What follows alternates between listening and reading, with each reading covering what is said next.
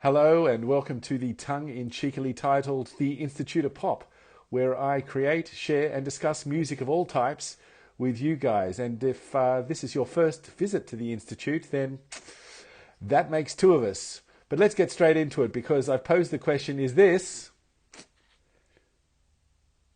the Church's Blurred Crusade their best album? Well, let's get into it. The opening track is probably the classic, It's Almost With You. It's the Church by numbers, in a sense, that it's got all the jingle jangle guitar, it's got the pop, it's got the beautiful melody, but it's, I think, in a sense, unlike anything else on the album.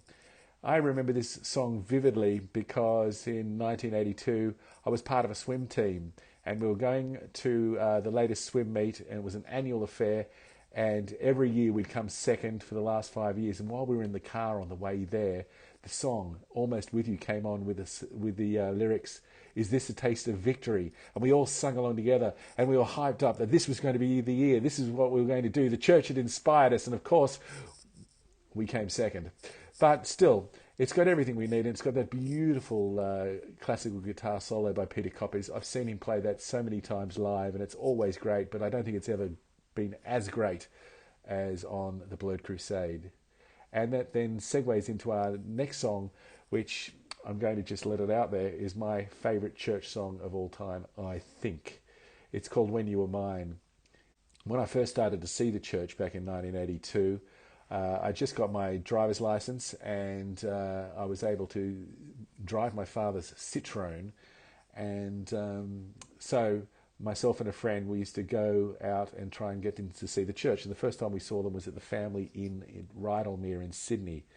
We were both underage, but we both looked good. You know, we both got our clobber on, and we got in there, saw the support act, and then there seemed like an interminable wait of about an hour and a half to 2 hours before the church came on. But we were so excited, doing something strictly not terribly legal, but we were there, about to see the church. And finally they came out. Of course, in those days I didn't understand that the rigmarole that bands had to go through before they went on stage, all the different things they needed to take care of to get them into this right psychoacoustic mood. And they started playing When You Are Mine, which was often the opening song to their sets. And it was like this behemoth, this monster of a machine, a musical machine, just coming straight at us. It was one of the greatest moments in my life when I was in a band. I was able to play When You Were Mine on guitar in a gig situation. I never thought that would happen, and I played it on I think it was a 40th anniversary Gibson Black Beauty, and very shortly afterwards I traded it in for that Ibanez you see up there. Now, over the years, that's probably cost me a lot of money, but I figure it this way. It's probably saved me a lot of money too, because of all the chiropractic bills that I haven't had to pay. Those Black Beauties were incredibly heavy, and that Ibanez is the love affair of my life. But interestingly enough, I come back to When You Were Mine, and then that segues into Field of Mars, which I never quite felt fit in the running order of the first side. And so what I did try many years ago, and I recommend for you to have a go if you haven't done it before, start the album like they did with the concert, with When You Were Mine, and then segue that into Almost With You, and then follow that into Field of Mars.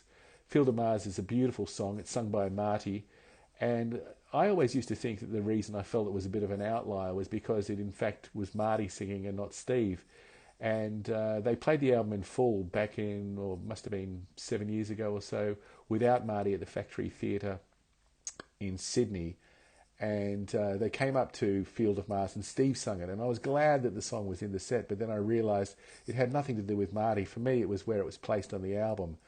After such a huge knockout punch of When You Were Mine, and then it's followed by an interlude, it's very easy for that song to get lost.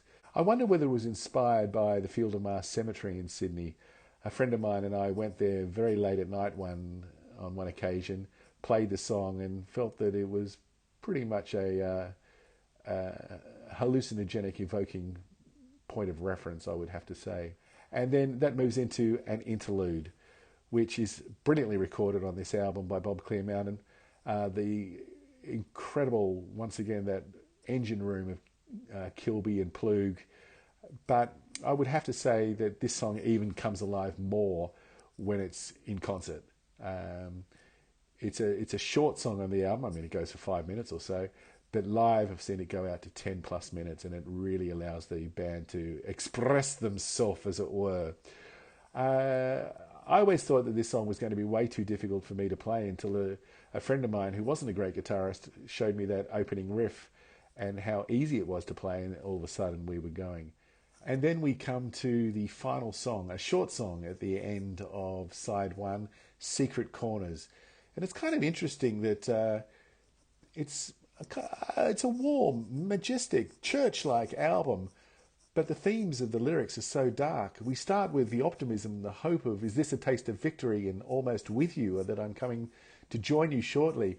And Secret Corners finishes so sadly. It goes through some dark matter with Steve Kilbey at the end singing, I'll still be waiting. So we've got to flip the side to get to that reunification between whoever it is that Steve's been waiting for at the end. And so we do flip the side and we go to Just For You.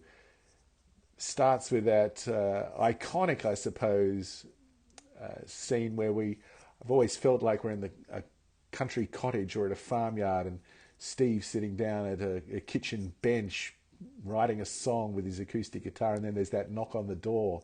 He goes, right, wait there, and then he gets up and comes and joins. I mean, he's probably in a cockroach-infested flat in Newtown, Glebe or Bondi or something like that. But it's, again, we come back to that warmth. And who of you out there has never thought that it was you at the door and Steve was coming to open and you were going to walk in and join him? And that's, maybe I'm projecting too much. That's what I've always felt. It's a beautiful song, and I was shocked to find on some video that they used that as an encore song back in the day. I didn't remember it from 40 odd years ago. I think I can be forgiven for that. But it's actually the next song that I wonder whether they should have used as that encore song, because A Fire Burns is an all-out rocker for the most part through the verse, and it's one song that I've always neglected on this album until listening to it recently and preparing for this video. It shocked me at how good the song was. It's a power trip in terms of the that machine I've been talking about, of the rhythm section to start off with the song, and then we go into the verse, which is that beautiful slide guitar, which it's the slide guitar and the acoustic guitar really seems to be prominent on this side of music, giving more credence to the idea of warmth. Has anybody noticed, because I only just noticed, that at the end of the first verse there's the sound of a match being lit, the fire burning. It's got all the things that we want. It's got those little sound effects, those little quirky things. It's got the spoken chorus and that final instrumental section where the platform of Ploog and Kilbey sets up some great interplay between the beautiful melodic guitars of Peter and Marty. It's a wonderful, wonderful song. And then we come back to that warmth again of the next track, To Be In Your Eyes. It is really like sitting in front of a fire, the fire that has burned, being next to the person that you love and cuddling and being all comfortable. Yet Kilbey sings about how nighttime is so lonely, and we realise that we have the juxtaposition between this beautiful, comfortable, bucolic song and the emptiness that one feels late at night when that person is not with you. It's a gorgeous, yearning, heartbreaking song that is perfectly placed in the middle of this album, because it is about to come before what I believe is their instrumental tour de force, and I think their greatest live song that they've ever produced, and that's You Took. We start with that iconic bass line of Kilbey's, those harmonics ringing out, and then slowly but surely, one by one, Ploog, Willson-Piper, Koppes come into the song and start to build and build and build until it seems like it can go nowhere, and then off we go with the machine of Richard Ploog driving this band harder than it's ever been driven before. And we really see that if you go onto YouTube and look at some of the live video of You Took. is propulsive. It keeps going on and building with its power and its speed until we bring it right back down to Kilbey's bass and the lyrics that he sings. It's a sublime piece of music. It's as I said, it's probably my favourite church song to listen to live. But where do we go with after that? We go to Don't Look Back. And what have we been through in this album? We've been through the optimism of Almost With You. We've got the loneliness of To Be In Your Eyes, the secret corners where He Still Be Waiting. At the end, he sings that just run, get away from here, and don't look back. Again, lovely 12-string guitar used in this, slide guitar. It's beautiful, jingle jangle, wonderful piece of music, and just it's the way to end what is pretty close to a perfect album in my book. But is it the Church's best album? First, wait, there's more. One would be a fool to overlook the singles that came out because of the B-sides.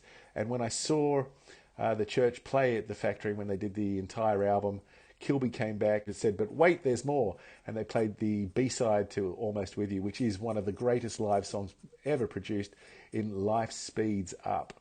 And that's sort of a surrogate member of this album. Not brilliantly recorded. It was a bit stale, but in the live setting, they took it like you took to an incredible place. And then the flip side to When You Were Mine has got this great instrumental called The Golden Dawn with whispering at the end. It's a wonderful, wonderful tune. Both of these could be included on the perfect album. But you can find them on this album if you don't have the singles. It's the Hindsight by the Church. It's all their B-sides and collectibles, if you like, from this period of time. I love the cover. It's probably one of my favourite Church covers. And you can find those two songs there, I believe it is. Wonderful, wonderful album. It's expensive to get, but it's worth getting. The gatefold looks incredible. Steve Kilbey gives magnificent liner notes, and highly recommended. One of the last things I want to talk about before we give our verdict on whether it's the best Church album of all time is to show you this record once again, this lovely piece of vinyl. It's the second copy I've had of this album because, when CDs came out, I gave away all of my records to friends. What a fool. Anyway, some I had to buy again. Usually I try not to buy the same albums again that I used to have on vinyl. But I bought this at a place called The Shed in Ferry Meadow, which doesn't exist anymore. But it came in a PVC plastic outer sleeve. You can see just there that the letters from the cover have come through, and it says The Church, the Blurred Crusade on there. And I've shown it under a high-res LED light, and my friends have been blown away by it. So don't use PVC sleeves. Anyway, so is the Blurred Crusade their best album? Many people would say yes. Many people would say Priest Equals Aura or Starfish. For me, it's my favourite Church album. I can't rank them in terms of the best, and my favourites often change for what I'm listening to at that time. But the Blurred Crusade has stayed with me and resonated with me. It reminds me of a story when I had seen the Church play in Brisbane one night. The next morning I was walking along the South Bank, and who should be walking the other way but Marty. And we started to talk about things like the Haight-Ashbury District and Amoeba Records in San Francisco.